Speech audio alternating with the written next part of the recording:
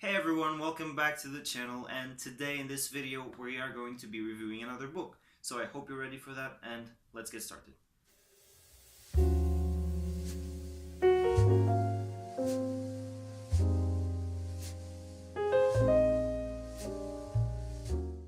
Hi everyone, welcome back to another book review, and today's book is actually going to be kind of special. Today is the day for Ken Follett's The Pillars of the Earth.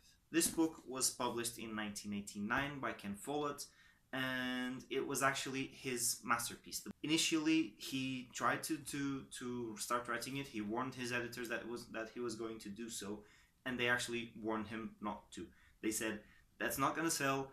Don't write about that. No one's going to want to hear about to read about cathedrals and things like that. It's not interesting. No one wants to do that." He actually ignored that. He went ahead and wrote the book, and by the time he finished, everyone was baffled.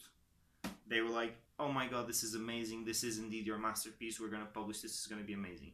The fact is, it was published in 1989, and to this day it's still selling. And the book's synopsis is actually really good. It's a strong one. It's the story of this Mason called Tom that is trying to find work with his family in the British anarchy times.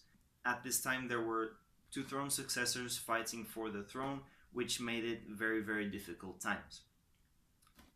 And so this guy is trying to find a job, and his dream is to build the biggest cathedral Britain has ever seen, like the cathedral that is gonna make people remember him by. And so about the storyline. The storyline is actually really, I mean, it's actually one of the things that made me kind of fall in love with the book, kind of really understand why this is a masterpiece. The storyline is pretty great. It's a strong one because it's very complex, but not complicated to understand. It's complex because there's a lot of intertwining, a lot of stories from different characters coming together and crossing and paths being taken that lead to other characters, blah, blah, blah, blah, things like that. Most of the times you actually don't realize that that is another character from the book until later in another completely different chapter, when you finally realize that and you're like, oh! So it's pretty amazing the way he does that, and he's actually a kind of a trickster in this book. Ken Follett, I mean. Because he plays with the reader's feelings in a way that is totally uncommon. What he does is he shows you this character's point of view and going against that other character, and you're like, oh, that other character is horrible, this one should win, that other character is like, they should die, or something like that. And then later on you see that other character's point of view in another completely different chapter, and you are actually taking that character's side against the character you were first defending.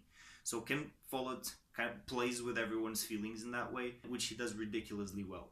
So that's the storyline. The storyline, it works in that way. I'm not going to talk to you about the storyline itself, but I'm talking about how it works as a kind of a writer's insight. Now about the plot, it's actually, the plot and the storyline go hand in hand. So the storyline is good, the plot's gonna be good. The storyline is bad, the plot's gonna be bad.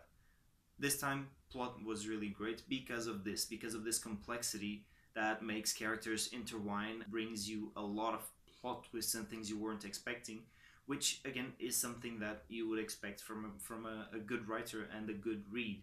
It happens because it happens. It happens because that character is that way, and things just keep happening in a way that they just naturally would if it was reality. Character creation and scenery creation, again, amazingly done by Ken Follett. Why?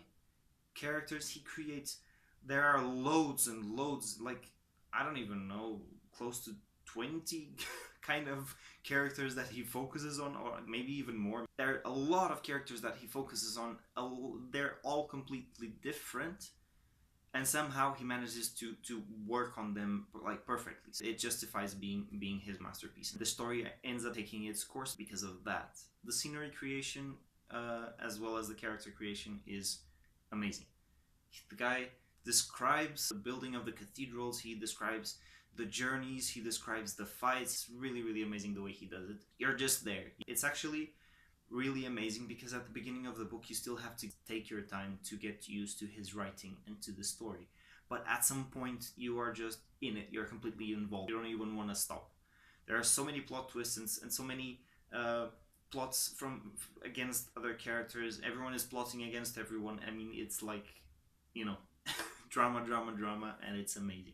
The ending kind of thing, I think it was good.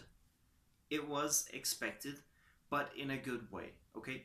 What do I mean by this? It was expected in a good way. Like, I mean, what are you talking about, you idiot? When you're expecting an ending, it's not good when you're already expecting it. No.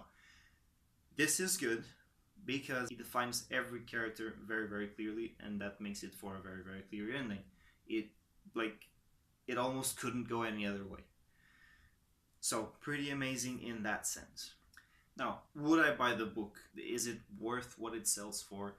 Yes, absolutely. Again, this is my verdict. Okay, the book sells by like $8-10, which translates to €7 and something, €9 and something, which is like ridiculous. This book is worth a lot more than that. I would pay €20 for this book still, even with it being published in 1989. The book is amazing, and it's very educational actually when it comes to the history part. Even though the main story happens in a place that doesn't actually exist, that is made up, but the rest of it, it really shows you how things were at the time, how dangerous things were at the time.